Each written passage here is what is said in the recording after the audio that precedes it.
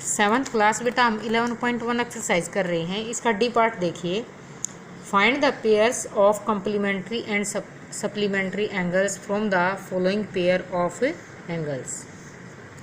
बेटा ये मैं पहले आपको बता चुकी हूँ कम्प्लीमेंट्री कब होते हैं, सप्लीमेंट्री कब होते हैं। अगर 90 डिग्री दो पेयर है एंगल्स का, अगर उनको ऐड करते हैं 90 डिग्री आ जाता है तो वो कम्प्लीमेंट्री है, 180 डिग्री आ जाता है वो सप्लीमेंट्री है। तो हमने इस तरह से इसको ऐड करके देखा, देखिए तो 90 डिग्री आया कम्प्लीमेंट्री, 180 जिसका आएगा वो सप्लीमेंट्री। और इस प्रकार से ये छोटे छोटे आपके 5 पार्ट्स बन जाएंगे। इसमें से फर्स्ट एंड फोर्थ जो है वो कम्प्लीमेंट्री हैं और आपका ये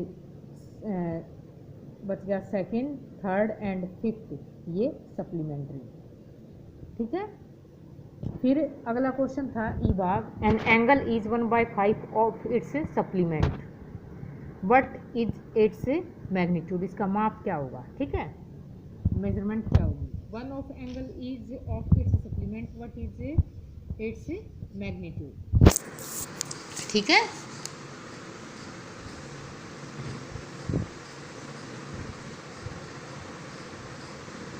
तो देखो two angles are set to be supplement if the sum of their measure is equal to 180 degree. So magnitude of its is equal to 180 और उसका 1/5 बताया ना, तो 1/5 से मल्टीप्लाई कर देंगे, 36 डिग्री आ जाएगा। क्या आ जाएगा, 36 डिग्री। ठीक है। फिर नेक्स्ट है find the value of x in each of the following figures. देखो बेटा ये फिगर दे रखी है, ये बनानी है आपको, पेंसिल से बनानी है ठीक ढंग से। x + 120 degree is equal to 180 degree, linear pair property लग जाएगी। ठीक है। देखो सीधी लाइन पे दो एंगल बने हुए हैं, लीनियर पेयर प्रॉपर्टी है बेटा ये। तो x is equal to 180 degree minus 120 degree, तो 60 डिग्री आ जाएगा। फिर नेक्स्ट है ये फिगर है, देखिए ये x डिग्री, 2x डिग्री, ये 3x डिग्री। अब ये भी 180 डिग्री हो जाएगा, इक्वल में स्ट्रेट एंगल बन रहा है ना बेटा ये, क्यों, angles on A line at A same point. तो 6x बनेंगे, x 1 और 2 3 और 3 6 degree is equal to 180 degree, x is equal to 180 upon में 6, x is equal to 30 degree आ जाएगा। अब ये देखिए ये 4x है, ये 2x है, ये 3x है, ये x डिग्री है। फिगर इसी तरह से बनी हुई है। तो बेटा ये देखो ये कंप्लीट एंगल बन गया है, यहाँ से ही चले थे और यहीं पे घूम के आ गए। ठीक है, कंप्लीट एंगल बन गया ना। तो x degree 3x degree plus 2x degree plus 4x degree is equal to 360 degree. 10x हो गए, कैसे हुए, 1 तो ये है, 3 4 और 2 6 और 4 10x degree is equal to 360। x की वैल्यू 36 डिग्री आ गई। इसका रीज़न क्या है, ये कंप्लीट एंगल बन गया है इसलिए ये 360 डिग्री है। ठीक है। कहीं आप ये सोचो जी ये 360 डिग्री कहाँ से आ गया। फिर हमारे पास ये है, ठीक है, 2x + 35, 2x + 25, बल्कि इसमें तो लीनियर पेयर का ही लग जाता, वो लीनियर पेयर हो जाते ना ये। x + 35 2x + 25 is equal to 180 degree. ठीक है। तो 3x degree is equal to 180 minus 25 plus 35, 3x degree is equal to 180 minus 60,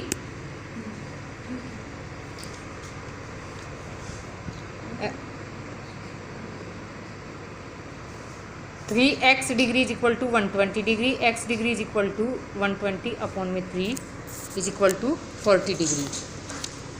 ये लीनियर पेयर ज़्यादा बेटर रहेगा। देखो लीनियर पेयर ही बन रहा है, ये दो दिखा दिया ना इसमें, लीनियर पेयर प्रॉपर्टी कर देना इसको, लीनियर पेयर प्रॉपर्टी।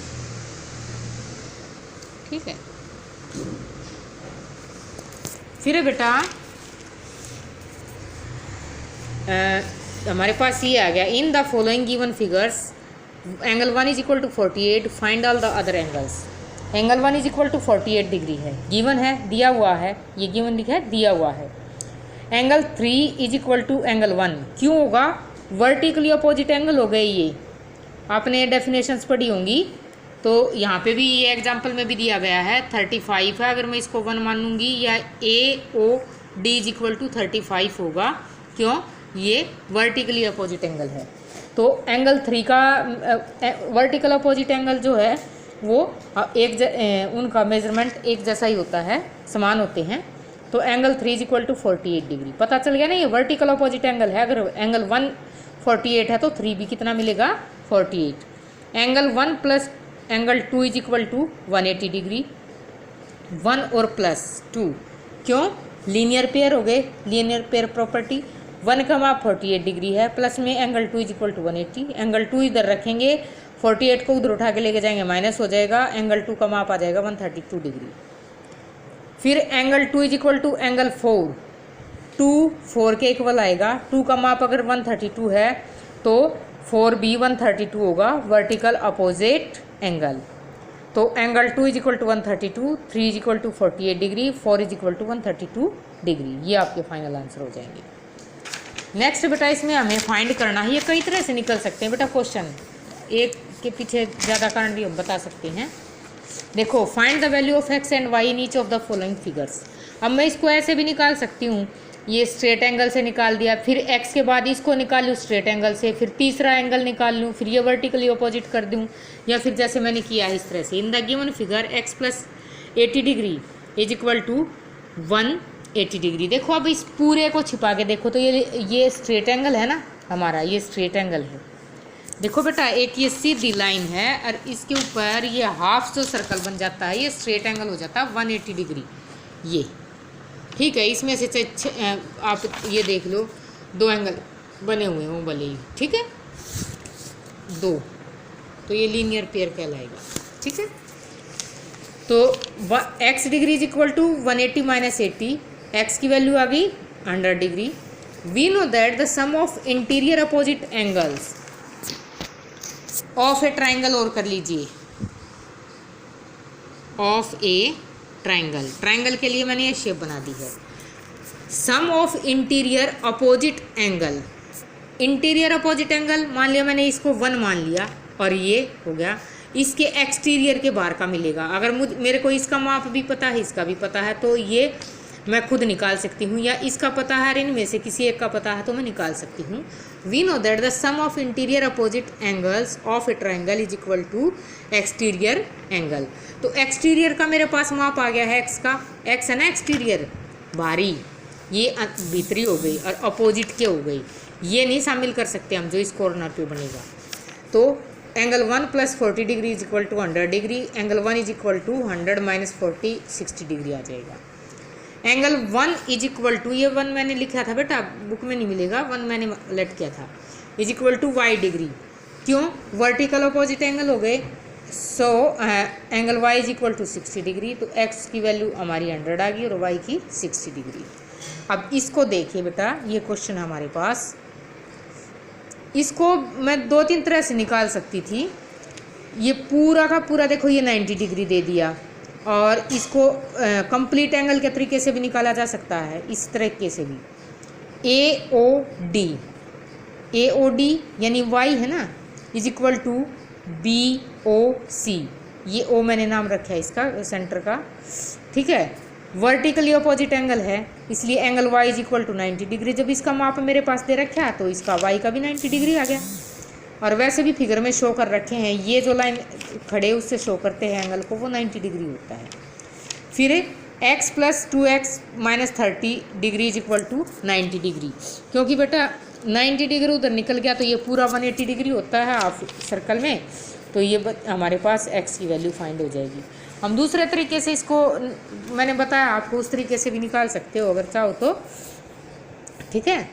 तो ये हमारे x की वैल्यू 40 डिग्री आ गई और इसकी 90 डिग्री। अब आपको ये याद ज़रूर रखने पड़ेंगे बेटा कि हमें मतलब कौन सा x, मैंने जैसे इसमें बताया एक्सटीरियर एंगल, तो एक्सटीरियर ये है, ठीक है, एक्सटीरियर ये भी है, लेकिन ये किसके अपोजिट में आएगा वो अलग मैटर है, ठीक है। अपोजिट एंगल्स के उसमें आते हैं, इक्वल होते हैं ये, क्योंकि इस x का अपोजिट क्या है, क्या हुआ, एक तो ये हो गया और एक ये हो गया। सपोज कीजिए यहाँ पे माप दिया वो होता 120 डिग्री, तो इसका अपोजिशन में क्या आता है, एक एंगल 1 और एक जो इस कॉर्नर पे एंगल बनेगा वो।